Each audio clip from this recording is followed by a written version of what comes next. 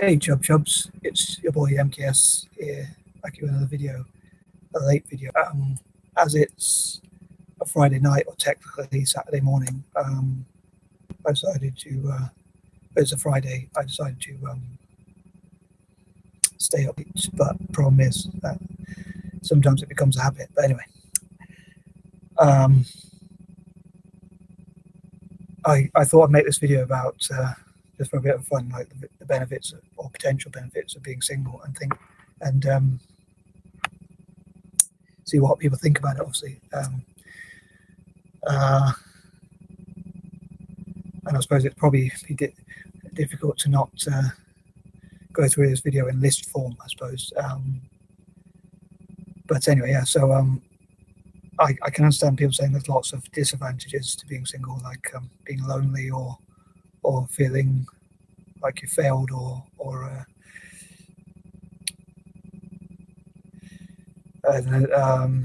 not having company, the same as being lonely, I suppose, or if you're a bloke, there might be a certain thing you want to do, or you might be sorry if that was too much info, but or I don't know, you might feel embarrassed, like as blokes it's seen as something like a macho thing or testosterone thing, where it's like if you don't have a girlfriend, people probably think you're gay or stuff like that. I don't know, or that you're a bit of a loser, which may or may not be true in my case. But anywho, I was thinking like some of the benefits of being single. Why, for me personally, I think, in spite of all the negative things, it's something I probably would prefer, even if I had the choice, even if I had the choice, even if I had more confidence or whatever. If God gave me the choice, if you know what I mean, or if I had the choice in life, either way, if I had more confidence, I was more of an alpha male or whatever. But I think the benefits are things like looking. Obviously, I can't really tell from the point of. I know I'm a bit effeminate, I'll be honest, but I can't really tell from the point of a woman's point of view. But I think the benefits are things like, obviously, for a male, to be honest, mostly on average, mostly the male has to pay. So I suppose you get to keep your money.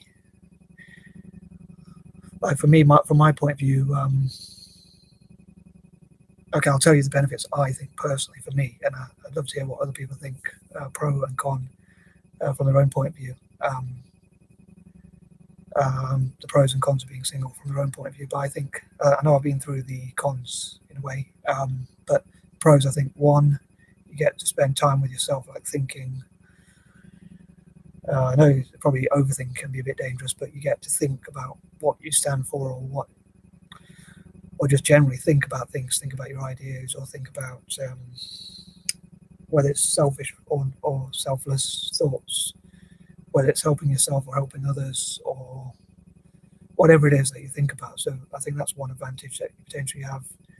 And as I put it, ATM, attention, time and money.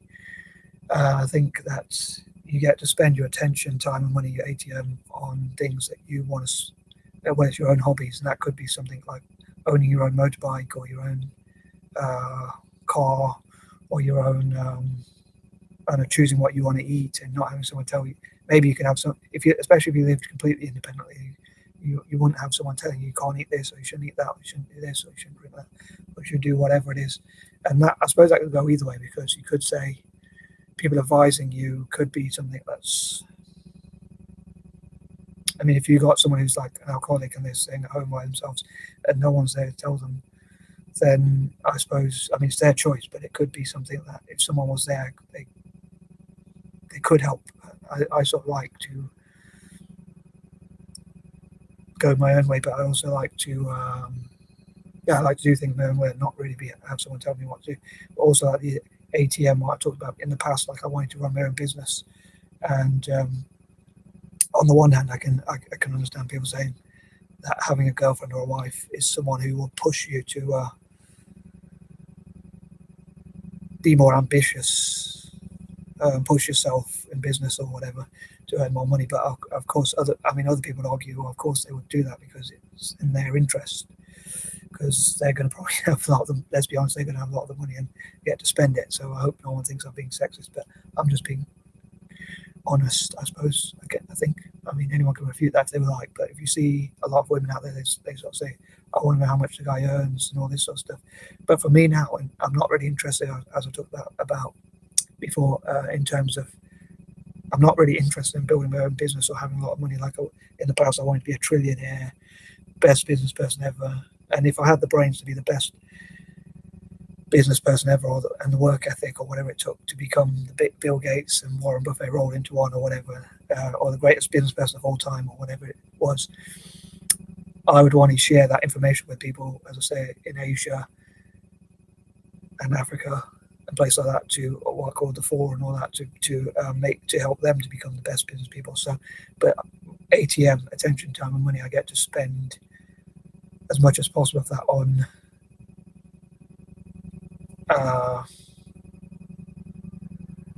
those sorts, on the charitable, the philanthropic things I want to do with those NGOs and working with people in that way. So, although, as I said before, I think there are negatives in terms of like the way your society sees you or whatever.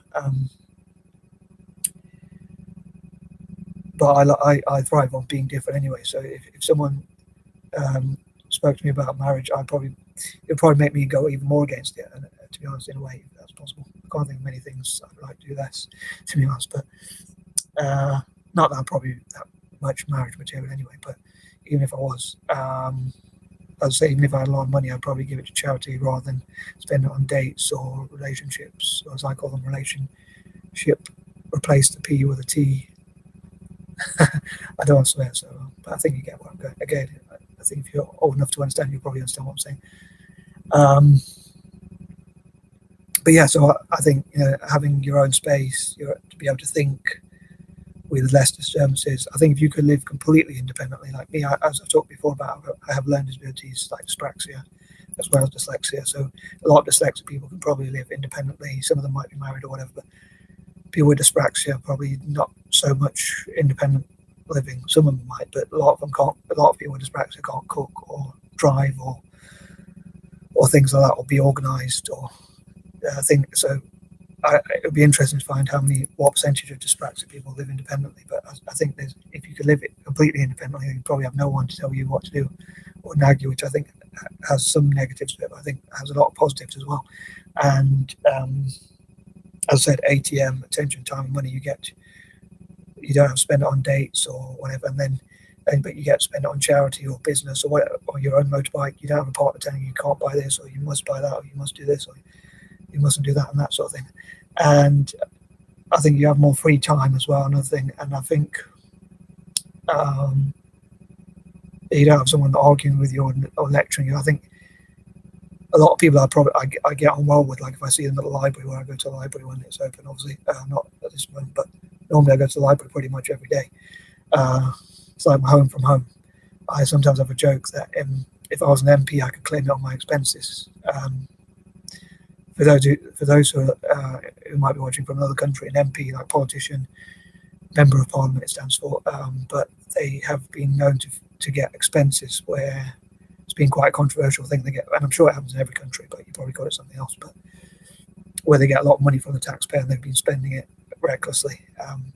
Just in case anyone didn't get that reference, but yeah, I say I can claim it as my second home or things like that, because politicians here get to claim a second home because if they live outside London, they have to commute. So I don't know how it works in other countries, but yeah. So, well, someone told me once I might as well move my bed in the library, but because they see me in there so often, and now you get like 3 hours login time on the computer. So I don't read any books, but I go on the PC a lot and write my projects where I want to help people in Africa rather than using a laptop. I save my mum some electricity and use the council tax she pays to use the library, to be honest. But anyway, sorry, I've probably gone off in tangents, but and I could probably talk all day on this, but I don't want the video to be too long, so I might make a part 2 or something like that. But yeah, I think there's some of the benefits I'm not sure if I can think of that many more, but